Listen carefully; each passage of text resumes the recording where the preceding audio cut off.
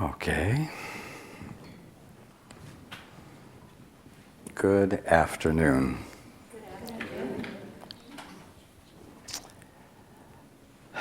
I welcome you all, as well as those who are listening on the internet. It's wonderful to have an extended gathering, if I can put it that way. And I embrace you all, not just those who are right in front of me here. Well, you live in interesting times. I would like you to raise your hands. How many of you have had trouble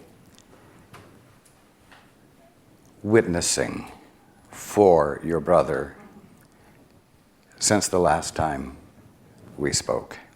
Anyone? Okay, well,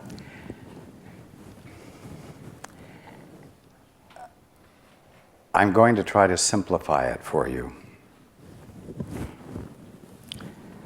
When a child goes to school and starts out in kindergarten, you might say that he is a bundle of potentiality. And every single teacher he has from the first grade through the completion of college,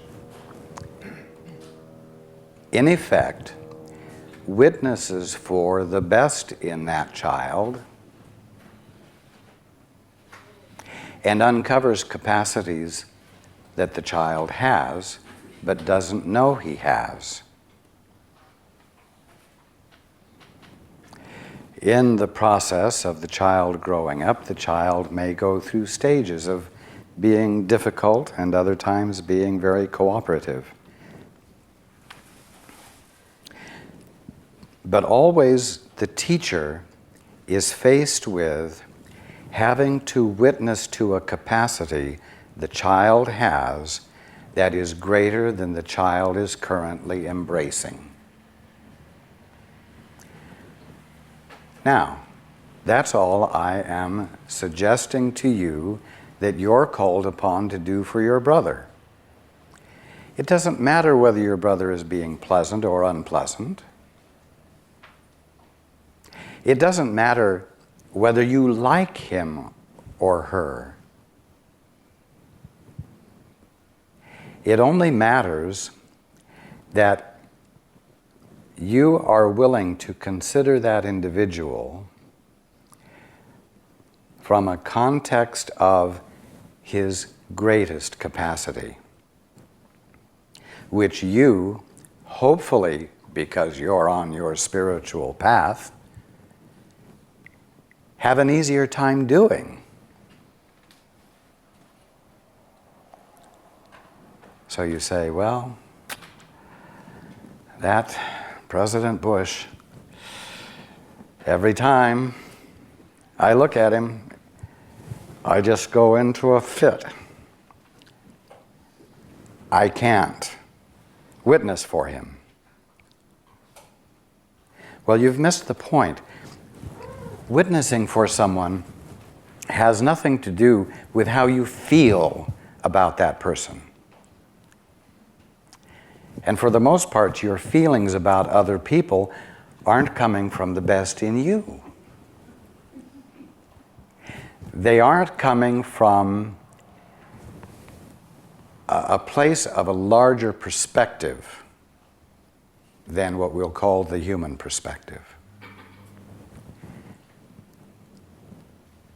Your task is to be like a teacher who witnesses to the potential rather than the presentation that individual is putting forth.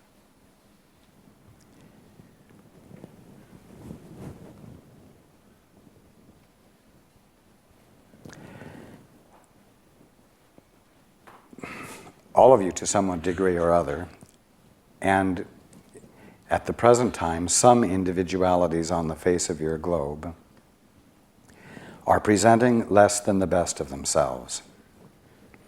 And that's putting it kindly. Some of them are presenting the very worst in themselves.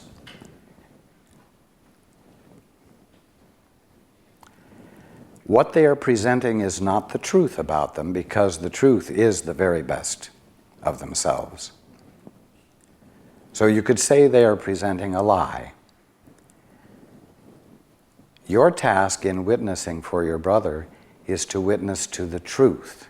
Your task is to know the truth.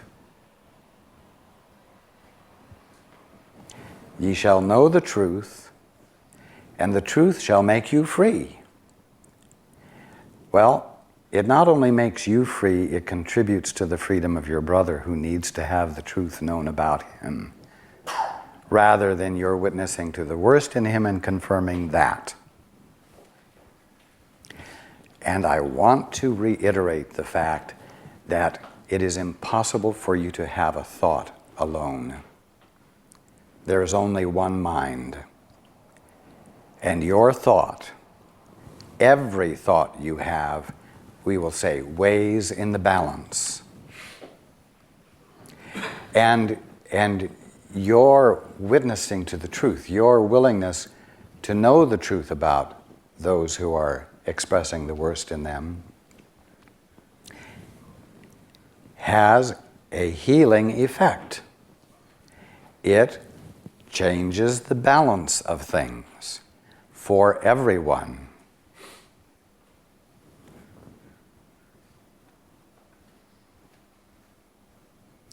As I said before, it blesses the world, the truth you are knowing.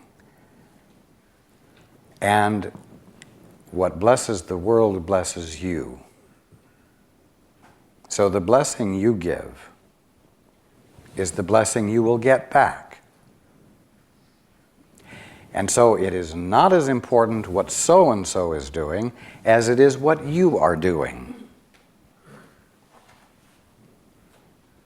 Because you can't control what so-and-so is going to do, but you can use self-discipline and control what you're going to do.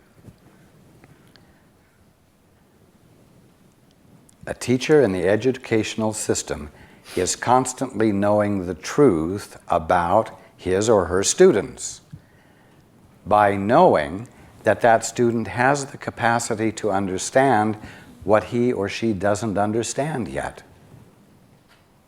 You don't start with the child's behavior of ignorance and operate on that basis. And so you can't afford to look at your government or look at the governments of other countries or look at your president or look at Osama bin Laden and judge and think and have commitment to your thoughts on the basis of what they're presenting. That isn't what witnessing for your brother means. And as I said before, it has nothing to do with how you feel about that person. What you do is you take all the feelings you have about them and you set them aside for a moment. And in that moment that you take, you contemplate the truth about them. And the truth about them is that they couldn't draw a breath. They couldn't have existence for a single moment without God. You know what we're doing? We're talking about translating radical idealism into practical realism. That's what witnessing for your brother means. That's what knowing the truth about your brother means. Because the truth that God is all seems like a radically idealistic idea, when the fact is it's the absolute fact. It's the absolute truth. And what you want to see is that radical idealism, or what seems to you to be pure fantasy maybe, that God is all and there is nothing beside God, because look at all the shit that's going on. It's taking that radical idealism, recognizing it's the actual fact, and that anything less than that that's presented to you is not the truth. and therefore, staying with the fact in your mind relative to your brother. It amounts to correcting ignorance, and that's what a teacher in school does constantly. She or he corrects the current level of ignorance of the student by providing greater understanding than that child already is consciously embracing. So, knowing the truth about your brother is something you do in spite of the way your brother is behaving. If you recognize that what you're engaged in is making a correction, as a teacher makes a correction, and you make the correction by providing greater clarity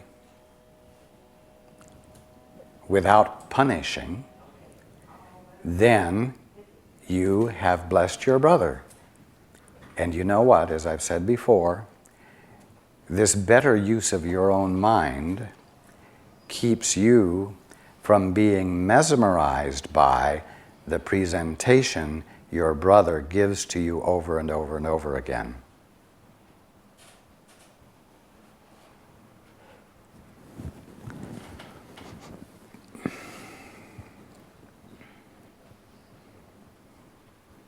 It's like Osama bin Laden is saying 2 + 2 = 5. By damn it, 2 times 2 = 5. Do you get it? If you don't get it, I'll hit you up the side of the head, you see, and I'll get you to see it my way. Well, you know 2 times 2 is 4.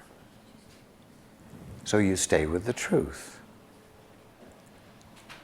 And you continue to present the simple truth over and over and over, together with explanation and caring, until that one who is claiming that 2 times 2 is 5 gets it.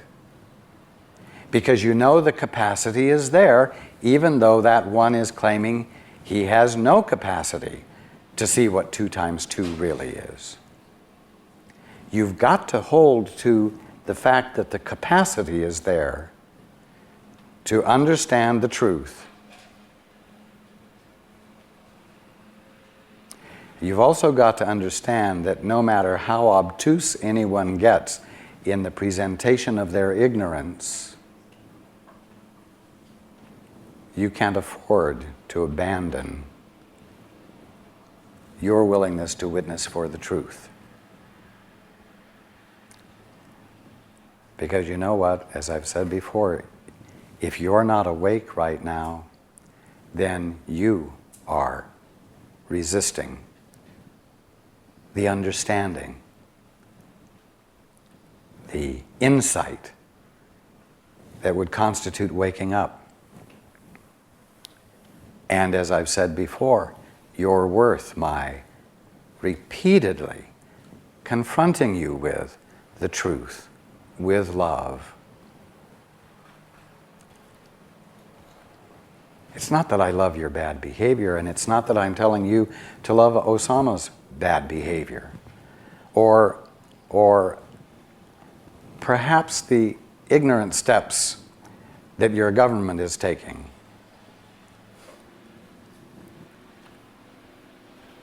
You persist in acknowledging the truth that goes beyond the current presentation, the current ignorance, and you do it knowing that the capacity is there for everyone to get it.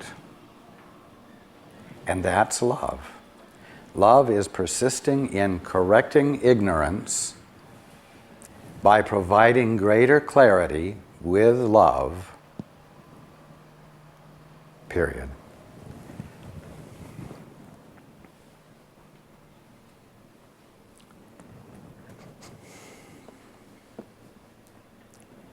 To witness to the best in your brother is to be a brighter light yourself.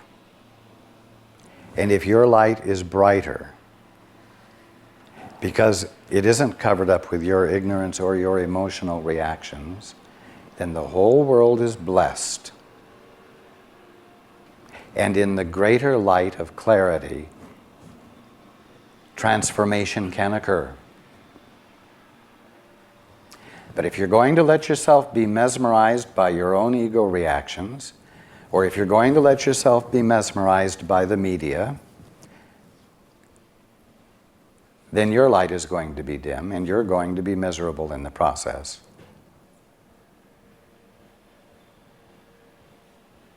Remember, witnessing for your brother, witnessing on behalf of your brother, has nothing to do with liking or disliking him. It has to do with caring enough to contemplate the truth,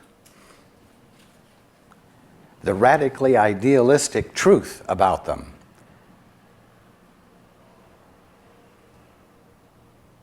Right in the face of their behavior.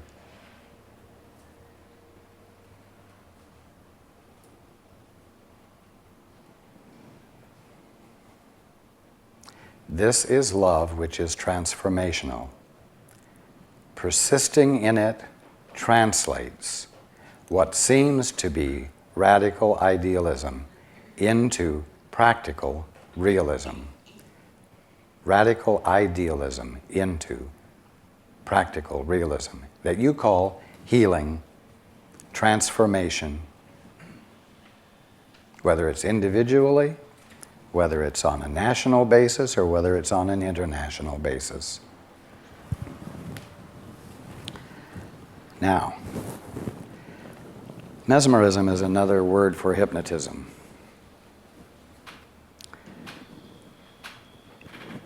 Mesmerism works by causing your attention to become more and more focused until it is considering less and less, and finally ends up with your attention on one single thing. It is in the absence of the balance that is in a larger, more all-inclusive perspective that you can become subject, we will say, to the will of others, where you lose your integrity or your self-control, where you lose the ability to exercise self-discipline. So, watch when you're looking at the television, especially when you're looking at the 24-hour news broadcasts, where they have to keep their hours full of something which you shouldn't be keeping your mind full of. I want you to observe how much suggestion goes on. What if this? What if that? Things that aren't happening and probably will never happen, but the suggestion is provided that you have reason to be afraid. This is hypnotic. And once your fear does become engaged by suggestion, not facts, not literal events, the mesmerism becomes reinforced by emotion, and you become hooked. Why? Because you haven't gone outdoors and smelled the roses. You haven't gone outdoors to see whether there's any threat. You're not being reminded that the grass is still growing, and regardless of what Osama is doing, it needs to be mowed. Or that your plants are dying back because it's winter and they need to be cut down to the ground. And you lose the balancing perspective. Understand how mesmerism works so that you don't become mesmerized by others' attempts to focus your attention on what? Fear. And how are they focusing your attention on fear? They're focusing on it by suggesting ever more forcefully that you are mortal, that you can die, that you are a body, and you are not free, and you are therefore the potential and perhaps likely victim of being mortal. Well, that's enough to scare anyone, isn't it? If you don't know the truth, if you have no other resource, again, I want you to notice how much suggestion is employed in the news. And I will tell you something very practical. You would be better off reading the newspaper, where there are not voices, there are not sound clips, there are not video clips, and where what you read, if it has any emotional impact, is generated entirely by you. Because you can handle your emotion, but it's very difficult not to be swayed by the emotion and I want to say the sloppy use of words, but the use of words is really very skillful. The suggestions are made very skillfully.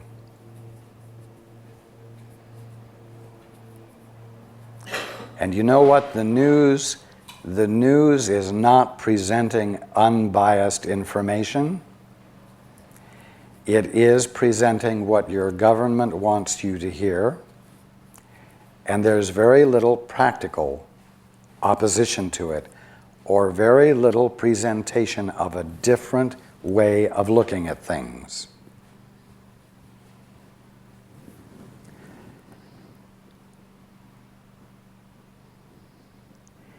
And you know what? You don't have to turn the TV on. It's not like the book 1984. Amazing that when that book came out, it was about the future. Now 1984 is old hat. But it isn't where the television screen is on in every room you could ever go in and you can't get away from the news. You can choose how much you want to hear. You can choose where you're going to get your news. And I encourage you to get it from the least emotional place. Get the best newspaper you can get hold of. Not the National Enquirer. And read the dispassionate news. And then, having read it, go within and know the truth about the situation and about the characters and about everyone who's involved, because everyone needs greater clarity than they're experiencing right now. Does that give you a better feeling for witnessing for your brother? Again, it has nothing to do with how you feel about the brother. Now, I'm going to mention again that with everything you've heard about what the truth is about mankind, about yourselves,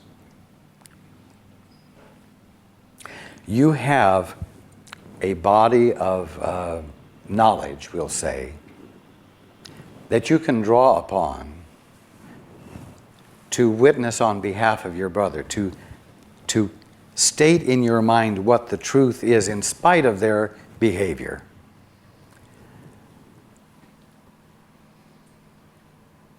But ultimately, the reason for your employing a practice of knowing the truth about your fellow man is so that you within yourself will not become is so that you yourself will become so unconflicted within yourself that there's no resistance to the penetration of God's perspective. And when that insight comes, you will have feelings about President Bush or Osama bin Laden or your government or whoever. You will have feelings, but they will be feelings of unutterable love. You will feel their innocence, the same innocence that is yours as well. You will feel something. And that's where the real transformation can occur. That's radical transformation.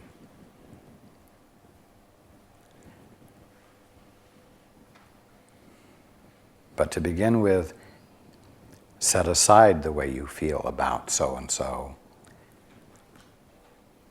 And then witness to the very best in them, which is the God in them.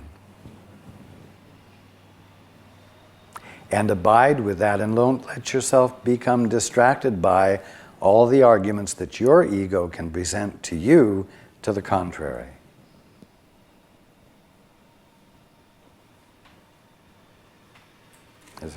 The words of the song, what the world needs now is love, more love. And love is your willingness to witness for your brother in spite of his behavior, or your sister in spite of hers. And you know what? At the moment, you don't really have the luxury to indulge in ego reactions, because your willingness to witness for your brother based upon the actual truth about him is sorely needed. You're at a point where you really can't afford to be wishy-washy about it. Your brother needs it urgently, and you need it urgently. It's not a time to fool around with metaphysical principles. It's time to put them into practice. Now, it's not the end of the world. But there is, as you all know, an urgent call for something. And I'm telling you what the something is.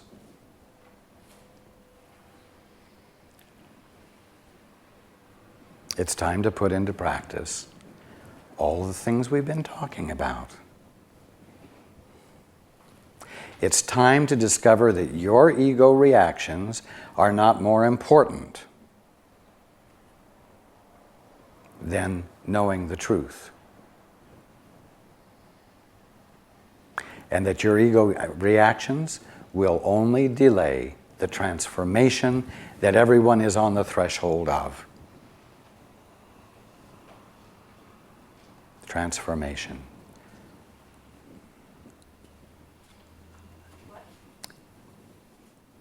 Transformation is positive. I'm talking about evolution, not devolution. I'm talking about more, not less.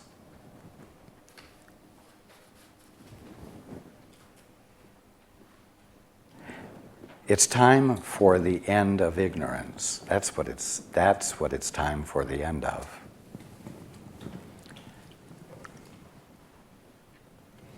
So,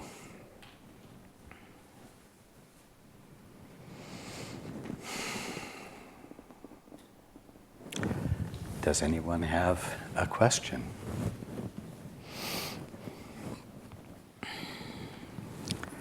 Right here.